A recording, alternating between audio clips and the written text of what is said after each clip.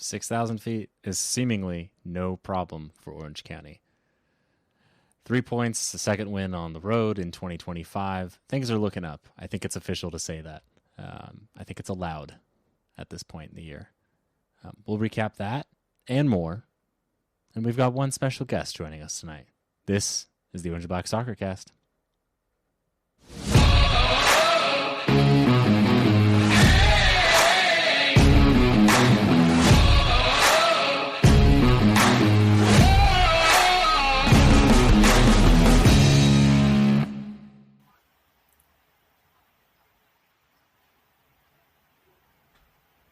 But now I'm here too, so who knows? All right, well, we're bouncing around. We might have some altitude sickness. Who knows? It's not a huge deal. But I would like to introduce everybody. He looks like he's maybe done coughing. Brad, how's it going, bud? Welcome back. Oh man, I love that we are technical difficulties already, but you know what? I'm here for it. My now wife was sitting at dinner with me watching the game, and we were like, I wonder if Orange County's going to score on this corner kick. And she said, oh, I bet you they do. And that was the only goal of the game, so. There might be some sort of Nico Benalcazar, your wife, connection thing that's happening. That sounded weirder than I meant. For 2 weeks running. It's so okay. That's great. I'm Phoenix's daddy, and you're shipping Nico with my wife. As long as you know that ultimately that is one fine-looking man. Not that you're... All right, whatever. Hey, since this has taken a weird turn already, I would like to introduce the only two men that had ever kissed me at an Orange County Soccer Club match. So, whichever one of you would like to say hello first. DK, please. Yeah, definitely. Not the lore that I thought would be dropped tonight, but yeah, that is 100% true. I got a picture to prove it. And apparently there was a ghost in Brad's room because as he was talking, his door just slowly opened behind him. Oh, no, that's when you with the dog bed. Yeah. But, yeah, it's been great. And no technical difficulties. We just all got thrown in at the same time because that's exactly how we wanted it to be, right? We only do it exactly as we'd like. Exactly. Every time. Yeah. The second man, and certainly not the least man, you might be more man, to have kissed me. This is such a mess already. Carlos, welcome back, my friend. Yeah, I appreciate it. Always love being on the podcast. So thanks for having me back. Of course. Since we rarely get to hear from you, what has been your favorite moment of 2025 so far? It has to be both times they involve war. It has to be the time he tapped in tie 2-2 right at the death. And then when he put us up 3-1 with his outside the box shot, basically both times that's probably the rowdiest, the best celebration that I've seen in the supporters group, which is the County Line Coalition. Both moments, just forever. I think this season were top notch. The celebration with like the team and like with us, it was just unforgettable, to be honest. That's fair, because one of my favorite moments, besides lifting the cup in St. Pete in 2021 was Miko Kaninga scoring, jumping over the ad boards, and just jumping into the County Line Coalition of years back. So I absolutely get it. Freddie, already busting out the brooms. It's official. Monterey might have our number, but we have Colorado Springs, and they're the defending champs. So that, even if they're not all that good, still feels pretty good. At this point, let's just jump in. Let's talk about it. It wasn't pretty. It wasn't our best performance, but it was a win on the road, and it was a win in this is probably someone from the South is going to vilify me for saying this. One of the most difficult places to play in the USL. For those of you unfamiliar, Colorado Springs, Widener Field, over 6,000 feet. So obviously there's a good amount of altitude difference. I think that would be 75% oxygen availability for those nerds out there. Brad, get us started. Other than your wife's comments, what did you see out of this match? No, I saw a team that played defensively well, was bailed out good chunk of times by Shuttler, who made some good saves, but ultimately didn't break. And at the end of the day, that's what we keep asking for, a gritty win on the road. I honestly wish it was cleaner, but that's what happens when you have a good goalie like Shuttler in the league. He's going to make some good saves and keep you in the game. Bend, not break is probably all Orange County needs to do to ultimately get pretty far into this season. DK, run us through highlights of the match for you, lowlights of the match for you. I would like both, please. Yeah, I think the first half was pretty rough. I didn't think after watching that first half that we were really going to get anything from this. I was kind of like, okay, maybe this is another Pittsburgh deal. We walk away with a draw, or get a goal like we did. But the second half, we had a little life get brought back into the team, some spark. I think Jamison had a big deal to do with that as he came in as a halftime sub and really kind of cooked up on the right side. Scylla, I thought, looked really great. Although I was screaming at the TV multiple times, just asking him to pass it a couple key moments. But his footwork is like unmatched, on the team, and he really does dominate the midfield. I think, Brad put it best. It wasn't super clean, but this is the Orange County defense that we've all come to know and love over the past few years. And we didn't really seem that we had that at the beginning of this season. So it's nice to see that return, that kind of cohesion in the back between just Shuttler, his center backs. And also probably one of my biggest highlights of this match, of the past few matches, is Nikola Chota, who to me, he has become the answer to the right side that we needed.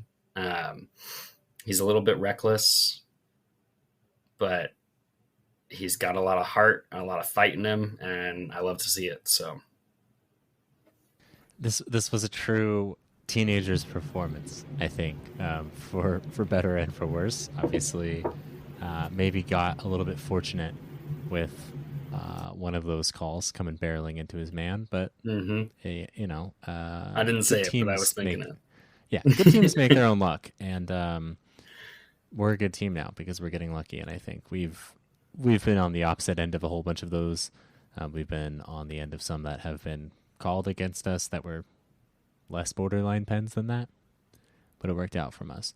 Carlos, last but certainly not least, just as we head into it, run us through this goal chaos. Where were you feeling with this one? Sorry, the goal, as far as the goal coming through? Yes, with Nico's weird, probably not the best goal of his career. Well, it's not the best goal of his career, but he continued his run, and I think Ashton Miles did a great job of heading the ball down.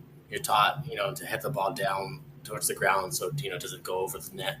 And Nico just continued his run and was able to have a deflection, and that's kind of just what happens sometimes. You put your foot out there and it goes in, and it's still a goal, and I think he did the right thing.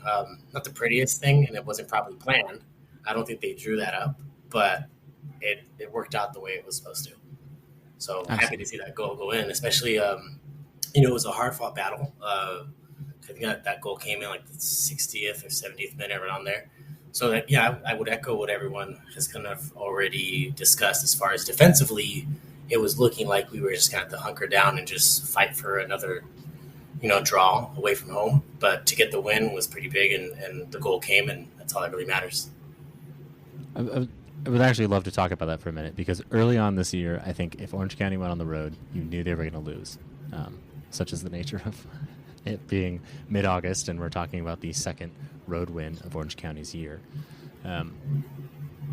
But it is doing simple stuff like going on the road. We got 4 points out of the 2 road matches here against, honestly, 2 not easy teams to play against. Be it surface differences, elevation, big crowds, all of that kind of goes into play. Ultimately, Orange County's not at home, and that makes a huge difference. They've seemed pretty high in confidence over the last month or so since this runs began.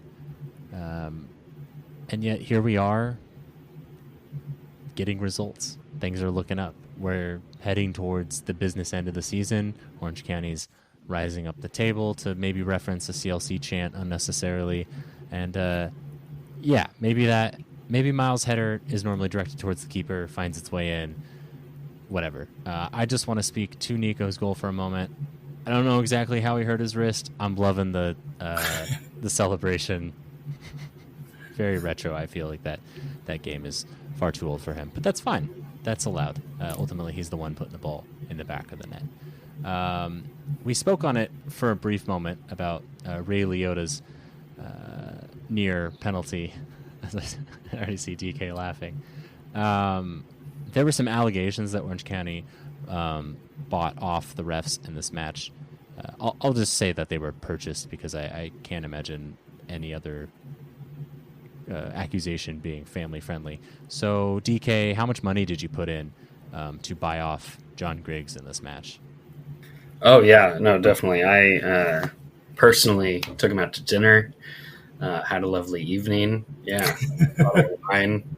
It was a great time. Was it a red? Was it a white? I mean, tell me more, please. Oh yeah, definitely red. I'm not a huge fan of the whites. So white wine, I guess I should maybe say. But yeah, it was a great evening, and luckily he listened to me and he gave all the right calls for Orange County. So it all worked out, and apparently I need to start taking out referees on dates more often. Nice. Well, I'm really happy for you. I hope your girlfriend is cool with it. Carlos, you seem less like a taking ref out for dinner and just more of like throwing cash at the ref. Was that your tactic? You know, what worked for you here? It was $5. That's all it took. $5. Wow. With the evening that I gave him, $5 is all it took. Okay, nice. No, I mean, it's like buying a senator. Don't lie. Takes a It was lot really less money 20. than you think. Brad, I know, Vegas. I mean, were you throwing some chips at him? What was going on here? How'd you help? Tree fitty. Beautiful. That's an ancient internet reference for I don't know, people who probably are not listening to the show because they're too old. Last, probably anything I have to say about this match before we move on. DK, who was your man of the match? Who were you most impressed by? I mean, I think Nico Benalcazar, not just because of his goal, but he really is one of the most consistent players that we have on the pitch. And he showed that again in this game, because, he was in the center back position for the beginning parts of the match up until pretty much that goal happened. And he was really helping hold it down, especially when we lost, Captain Tom Brewitt coming off of injury. Him and Latinovic had to pair up, and they still held strong. Then when Miles comes on, you get to see Benalcazar move up a little bit, just showing that he's our most versatile player that can really play anywhere. And he ends up getting that goal, assisting with the domination in the midfield, assisting with stopping goals from going in. Obviously, I already talked about, Chota. He was, he's actually the one that earned us the corner that got us the goal too. So both those players absolutely loved, and I look forward to watching them play every week. Carlos, who was your standout or standout players from this match?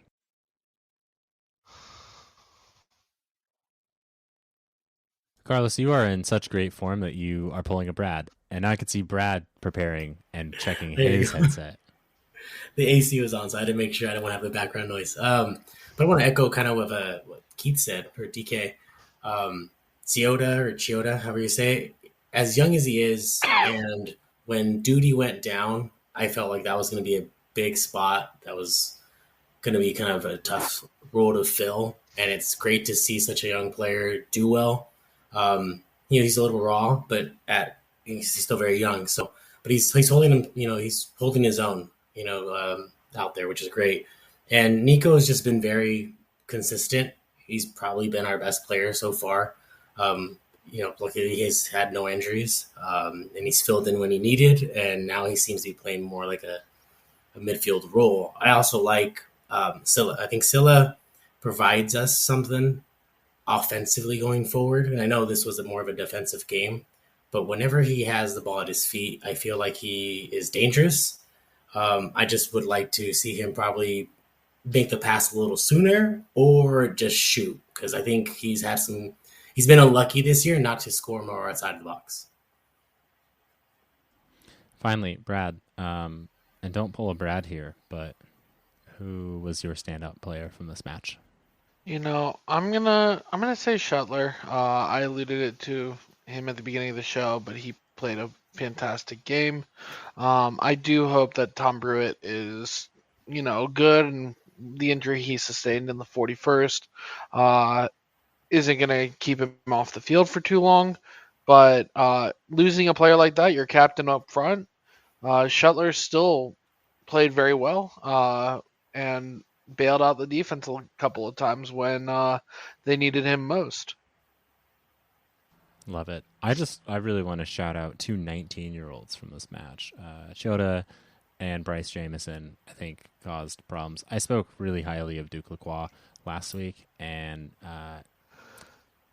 he did not have a good time playing against Bryce. And to be fair, I wouldn't either. So, shout out to him and Chota's seemingly endless willingness and ability to run and fight his man. It's just a level of defending from a fullback that I haven't seen in years. And that's no disrespect to the fullbacks that we've had, but it's so often considered an attacking first kind of role at this point. It's nice to see someone getting back, even bailing out Nico at one point, and really just kind of doing all the nasty, dirty work to get Orange County 3 points on the road. Gents, any final thoughts about this match? Yeah, I got one for you. Hopefully we carry this on the road for the next week. This game definitely was a hard-fought win for Orange County. However, I'm still missing a little bit of that midfield work that you really saw in those games that we scored 4 goals in earlier this year. Still missing a little bit of that piece. I don't know if it's getting solved. I don't know if it's just a little bit of a honeymoon period being over there. But with that said, defense is playing about as good as you've ever seen them play. Goalie is on fire. It's stuff like that, where we're making our own luck again. And I love to see 3 points on the road, and I'd love to see it again against the top of the flight. All right. Okay. I love that. And really quickly, that leads me into a question. Is it possible for a goalkeeper to be in such good form that they are on fire? Is it possible that we'd be singing Shuttler's on fire? Would it be your offense is terrified in the situation? DK, please. I think the team might have sang it for him, actually. What was it, last season when, opening game? And I think they could have just said defense is terrified when he scored the tying goal against Sacramento. But yeah, I would say, we could definitely say that or sing that. However, we probably wouldn't, only because he has one of the best chants in the CLC as is, that he doesn't need to be on fire because he's doing his thing. If we look at the stats really quick, just to give some data on that one, not a thrilling match. So if you didn't watch this one, I'm not going to suggest you go back and watch it. Just find a more impressive, higher scoring match from sometime earlier this year. But I think this kind of proves that Orange County can do a job and get a result in like a playoff type situation where we're on the road and our backs are against the wall. And again, I think Brad said it earlier, it's bend, not break. We bent a lot, but we didn't break. We'll take that. I think also looking, and this is why you should always watch us live Tuesday nights at 8 p.m. on whatever streaming platform you want. But if you look at where Colorado Springs was able to enter into the Orange County Final Third and really where they were able to pass in the Final Third, they were always coming from a wide position. We've got a good defense. That just means our midfield's really clogging up these really easy avenues to pass right through us. And Orange County's seemingly figured out a good way to keep the ball out of the box. We saw it, sorry, Brad, 7 years ago when Reno played against Orange County in a playoff match and sent something like 33 or 36 crosses into the box and never scored a goal. It's not a great way to try and score goals against a good defense. And it looks like it took 5 months, but Orange County's got it figured out. Let's look at this. I got to pull it up again because I pulled it away. So someone bear with me for a brief moment while I pull up the table, unless you happen to know what it is. I mean, I know where we are. We're in 5th. That's lovely. Our opponent is in 1st. Our next opponent is in 1st. So those are the main things we got to know. I mean, it's not the greatest segue, DK, but thank you. Yeah, we played Tulsa, top of the West on 39 points next. 11 wins, 6 draws, 3 losses, and 36 goals for. So what does this tell us? Tulsa scores a lot of goals. Things were a little bit crazy earlier in 2025 when these two teams played. DK, do you remember? Would you like to guide us through anything that happened that night? Ooh, I believe that was the night that Liam McKinnon got a brace. Was that game? You know, I was really just hoping you had a better memory because you were there, and I was just going to quickly and scroll all the way back. And right, the stats aren't loading for me, but we did, in fact, beat Tulsa. We did beat Tulsa, yes. 2-1. I believe that was the game that Liam McKinnon got a brace, which is a bummer that he is not going to be here in this match to get another brace. That would be fantastic to see. But yeah, I mean, this is going to be one of the toughest matches that we have this season, especially on the road, especially since we're not at our peak ever, it seems, when we're on the road. And this is the last stretch of 3 games that we've been away. So I think that this is going to be a real test for the team. I think Tulsa, they started out decent and they have just gotten better and better and better throughout the season. We were probably a little bit lucky that we played them at home earlier on when they weren't at their best. And I mean, they just beat New Mexico 5-2 last week. And they've been very good at home. So this match, makes me a little bit nervous. Luckily, Brad pointed out we got 4 points in the last 2 games. So it's not a must win, but man, it would be great if we could take out the number 1 and move up to, I think, what we'd be in 3rd if we got this win, which would be sitting us in a pretty home playoff spot. Could you stop taking all my segues? Sorry. Yeah. I'm just saying everything. I'm rambling. I apologize. It's the worst. Yes, Orange County in 5th with 27 points from 18 matches, 8 wins, 3 draws, 7 losses, and we've managed to score 28 goals across those 18 matches. So yes, we could fall as low as 9th if Colorado really managed to have a great result, and we could go as high as 3rd, slotting in behind Republic. Carlos, is this a must-win match for Orange County? I don't think it's a must-win. It's definitely a test. Tulsa's playing really well. I think we're starting to hit our stride like we usually do. We've done that kind of like the last 3 seasons where we're playing well towards the end of the season or middle of the end, which really you should. You want to hit your stride going into the playoffs. Is it a must-win? I don't think it is. But would it be sweet to get a win on the road? Yes. Brad, is this a must-win match for Orange County? I don't think it's a must-win, but it's a do everything you can to not lose. I'm okay with a draw in this game, just like DK said. Draws aren't sexy all the times, but you're playing against a team in really good form. Their last win coming against Indy 5 weeks ago. So I'm even okay with the 0-0 draw here, although I think we are definitely better than that. I do appreciate that you think that 2 teams that average over 1 goal per game are, in fact, going to be better than a 0-0 draw. Thanks to producer Andy, we know that Tulsa is averaging 1.7 goals per 90 minutes, and Orange County a little bit behind that at 1.39 goals per 90. So plenty to look forward to in this match. I would love to see an Ethan Zubak. I think an Ethan Zubak brace would be nice from this one. Eric Allison chimed in and said, Ethan header off a corner, Jamison with the brace, 2-0 Orange County. I feel like the only way that's feasible if it's an Ethan Zubak header into Bryce Jamison's feet a la Ashton Miles into Nico Penalcazar. I'll take it. I don't care. I love the 3 points. Brad, who's winning this match and what's the score? I'm going to say, you know what?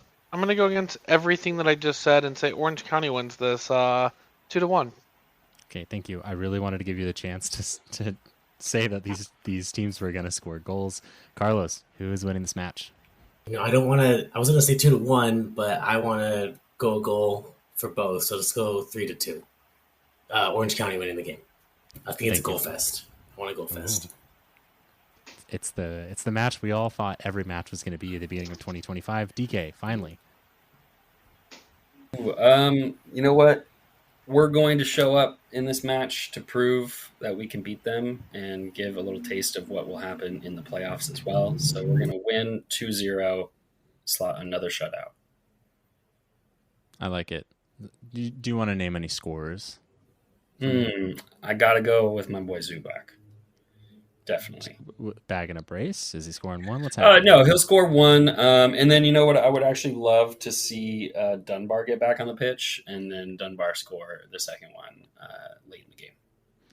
DK, you are killing me with segues tonight. I'm going to fire you from the show shortly after we're done. Could someone just say Bryce Jamison's name? None of you care to hear what I predict, but I would love to speak to the man himself. Producer Andy, would you mind?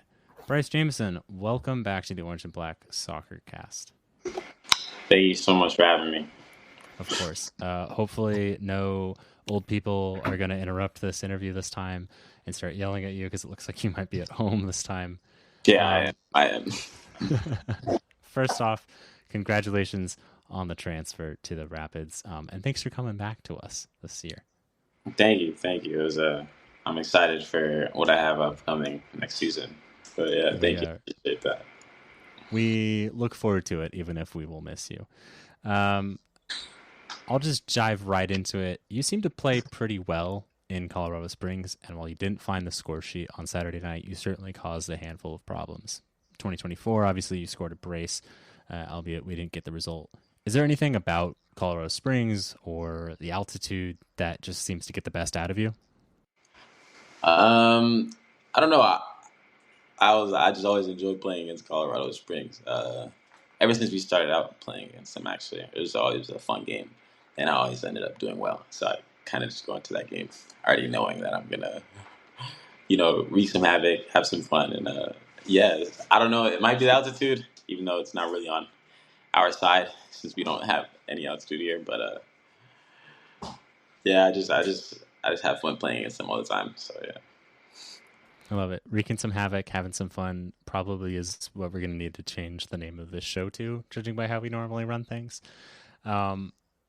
You've kind of come into form. It took a little bit to get going. I think that's fair to say. And now you've managed to put a few in the back of the net. Can you single out a single goal that you've scored in 2025 that's been your favorite so far?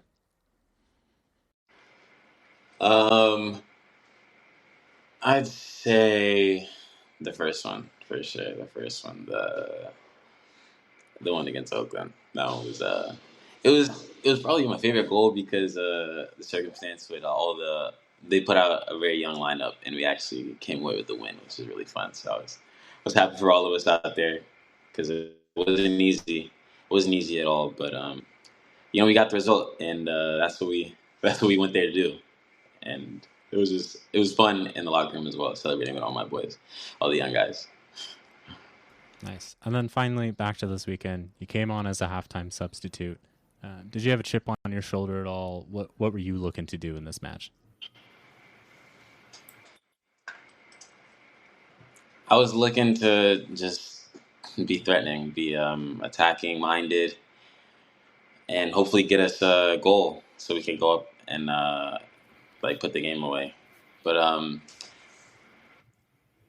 just went in there trying to just cause more chaos and try and get another one and finish the game off. Awesome. Well, thank you so much for joining us, Bryce. Thank you for, as Dylan already kind of said earlier, for staying with us for the rest of the season. We are all going to miss you a ton as you do make that next step to MLS. Obviously, that transfer was probably a big goal of yours with this season. But besides that transfer, did you have any kind of personal goals that you wanted to strive towards for your time on the pitch this season in Orange County? Have you met them already? Are you still looking to push forward? Tell us a little bit about that.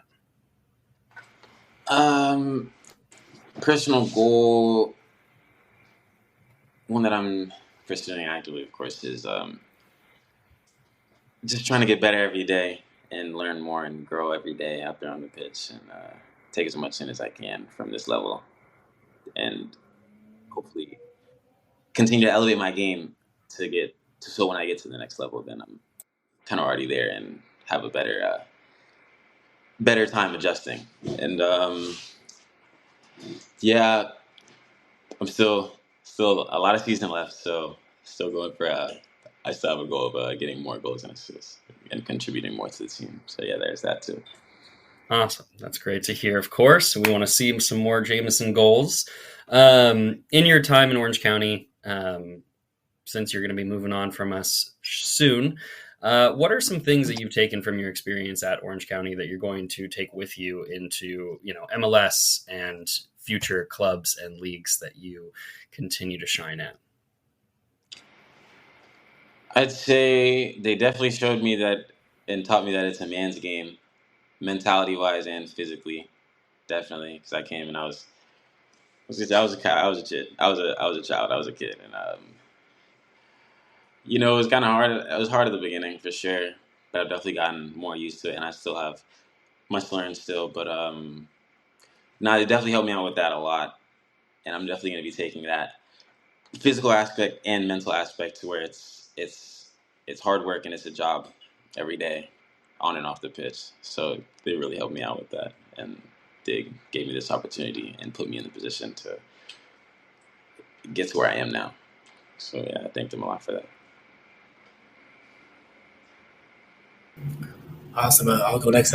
Jamison, thank you so much for joining us today. We got you back in September of 2022. So we've kind of, part of the CLC County Coalition. You're one of our favorite players to cheer for all the time. So we've kind of seen you grow up, kind of echoing what you just said as far as like when you first started performing for us, starting to play. What's been the biggest learning curve for you as far as becoming a professional and getting into that mindset? I know you talked about the physicality, but what about your preparation? Have you changed or have you improved on as a player? I'd say a learning curve for me throughout my journey was diet and fueling my body correctly and getting the right things into my body to where I can play longer and better, just last longer in the game, perform at a higher level for a longer amount of time. The coaching staff and the staff at OC really helped me out with that. Awesome. And then, so you're gonna transfer away to Colorado. But again, once again, thank you for joining us and returning. As far as your past 3 years, because we're coming up on 3 years, what has been your favorite Orange County moment as a player?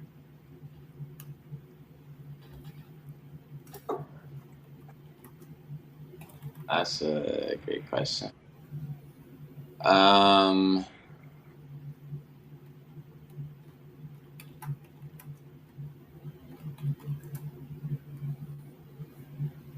I'd say most of my favorite moments are when we're in the locker room celebrating after. It's always a lot of fun, always great vibes, and it's just refreshing, and it's like our hard work paid off, and we're all celebrating together as a team. So it's a lot of fun, and those are some really good moments that I'm gonna miss. Yeah, for sure. Well, definitely gonna miss you, Bryce. However, last time you were on the show, I asked you who's the next player up. Given you spent a lot of time with the academy, you know the system very well. And you told us, if I remember correctly, Correde. No, not Correde. Gosh, I had his name and then I'm It was blanking. Benjamin Barjolo. Yes, Ben, who's now with Omaha. So I'll once again ask you because, one of the things that is most impressive about this team is just the youth development. Who's next? And, kind of why? Um, um,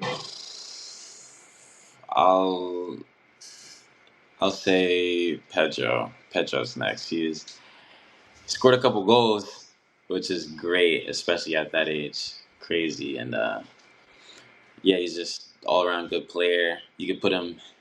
You can put him in the midfield. You can put him. You can put him in the back. He'll get the job done.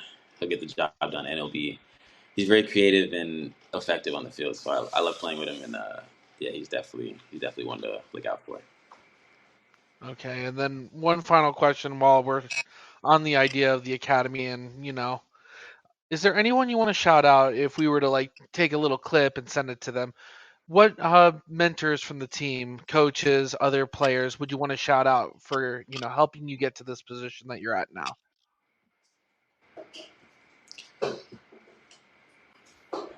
There isn't just one person I can shout out at Orange County. It's Orange County as a whole that helped me get to where I am right now. So I'd have to thank everybody, all the staff, all the players, and all the people that support Orange County and all the people that support me. So yeah, shout out to everybody that supports me in Orange County because you guys all help a lot. Bryce, Love that the is diplomatic answer there. truly. Honesty, you're a treat to have with the team. Definitely love the energy that you've brought to the field and all the growth that we've seen with you on and off the field as well. All the best of luck for you in Colorado. Thank you. I appreciate that. All right, Bryce. We'll send you out with a few rapid fire questions before we'll let you pass on any final messages to the Orange County fans. Someone on Instagram, I'm not exactly sure, asked thoughts on the next wave. To adapt that a little bit, what specifically led you to Colorado versus maybe going abroad like some of your other teammates or former teammates? I'd say the same thing that made me come to Orange County. They had a plan for me, and they share the same goal, is to get me in there, develop me, and eventually move me on to a higher level. So yeah, it's my goal at the end of the day, and they are gonna help me out with that. Awesome. I love that. You mentioned diet a few minutes ago. Can you just run us through your pre-match routine and a pre-match meal?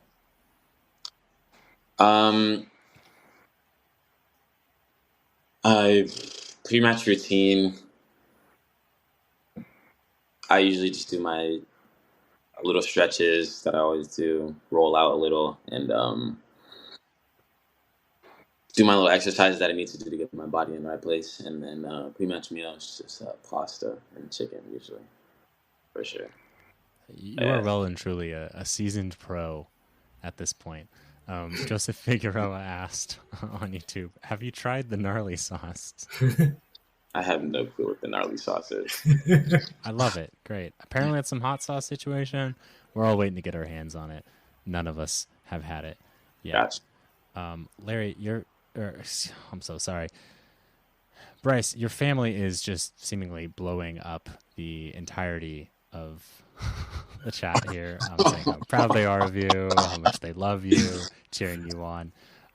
Before you have any messages to the Orange County fans, do you have any messages for your family? I love you guys all too. Thank you so much. I'll talk to you guys after this. I love that they're here. They could text you these things, but here they are. They're putting you on blast publicly. We're here for it. Bryce, one last thing, actually. Ray would want me to ask this question. Who's currently playing the worst music in the locker room? This is one last chance for you to throw a teammate under the bus. I see you looking off camera, so I feel like you're looking at a roommate. Do it.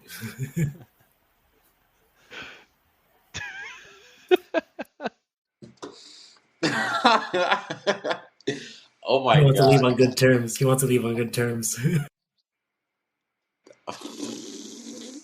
That's a great question. That's a great question. Seems like he's got a few. I feel like you're not willing to put the whole team. I feel on, like just three. he knows who it is. He knows who it is, but he doesn't want to say it. Let him have it, Bryce. I mean, there's one question that I can't say, but I'll say a couple of the staff. Some of the staff had some good music that they play sometimes. A couple of the other staff, not so much. Yeah, I love it. You're truly maybe too diplomatic for your own good at this point, but I think the reaction said it all.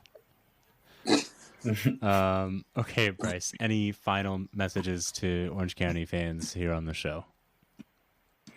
Thank you all for everything you guys do for us. I appreciate you so much. Of course, Bryce. Thank you for joining us. Thanks for being here in 2025. Best of luck on the run in, and we'll see you lifting a cup at the end, all right? Yes, sir. Thank you. We love Bryce Jamison. We love Bryce Jamison wherever he's playing. That was the best reaction we've ever had. I'm sad he didn't. I'm sad he didn't name drop anybody personally. So we'll have. It was probably his roommate, whoever was like, probably just across the way. So, or it's his captain, or it's the captain. That's what I was thinking too. It might be Pruitt. I could sense a lot of Tom Pruitt in his answers, but I think I mentioned it earlier. He's 19. Yeah. I am blown away by the difference that even the Bryce Jamison that we had on last year, the Bryce Jamison that played for us last year, and when he first showed up in Orange County a few years back. So all the best to him, truly.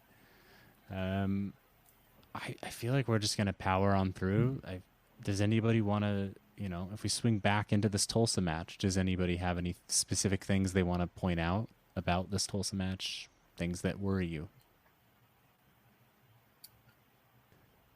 Okay, I'm going to take the few seconds of dead air as we're all just riding high. I think Orange County's undefeated in 4 or 5. I think it's 5 in all comps.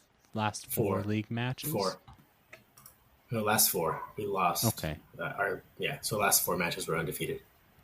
We've not lost. So we're beyond worrying. We've won 3, tied 1. That counts all the same. I can't even tell what dog is going on at this point. I don't think that's Miley. That's mine. My bad. I'm gonna mute myself right now. Have we had 3 dogs on the show tonight? DK, you want to go grab yours? And I know, right? He's probably at the door, but he'll be too crazy. So, well, I mean, Wendy does that every week. All right. Well, if we've got nothing, I'm gonna say this is gonna be a 2-2 draw. Because I can't see either of these teams not scoring. But maybe just not enough to separate them. That being said, I'd love to be proved wrong, proven wrong. Words are hard, and I'm clearly not a very bright individual because Orange County has decided to prove me wrong plenty of times this season. DK, because Brett is AFK or whatever's happening here, what did you learn then? Do you have any random soccer thoughts you'd like to mention? Ooh, I don't know. Random soccer thoughts. Yeah, it could be a no. That's fine. Yeah. All right, what did you learn this week? I learned that Bryce has become very diplomatic over this past couple of years with being in Orange County and doesn't want to throw anybody under the bus before he leaves, but which I can respect, but I think his reaction definitely gave us all, and it was a blast to have him not only on the show multiple times, but to have him a part of our club and to see him grow. As we all have said multiple times already the show, but we're all going to miss him. And just super stoked that he's with us until the end of the season. I think that was the best news that we could have gotten on his transfer. Fair enough. I'll take it. I'm just glad they're going to move him on. Brad, before I go to you, Larry would like to chime in. Probably drunk on a plane somewhere. 5-0 Tulsa. Thanks, buddy. Didn't ask. Joseph Figueroa, done asked about gnarly sauce. 2-0 Orange County. I'm here for it. I love it. And, Thank you, Maddie King, for saying that this is the best USL podcast. Someday we'll just have 4 dogs on the show instead of us talking and running our mouths, and it'll pretty much be the best podcast That would be the best podcast ever heard. Definitely. Wendy will obviously host because, she's been pretty much a resident on the show at this point. Yeah. Brad, what'd you learn this week? I'll keep it with Orange County first. It's truly a wonder just seeing his growth, Bryce Jamison. I remember last time when he was sitting in the parking lot, he was kind of giggling at a lot of things, but just seeing who he is now, and Colorado's getting a wonderful player and a wonderful human being who is going to perform on the field for them. Outside of the USL, Chris Kavanaugh is a Muppet, doesn't know what a handball is, and I'll leave it at that. Those who know.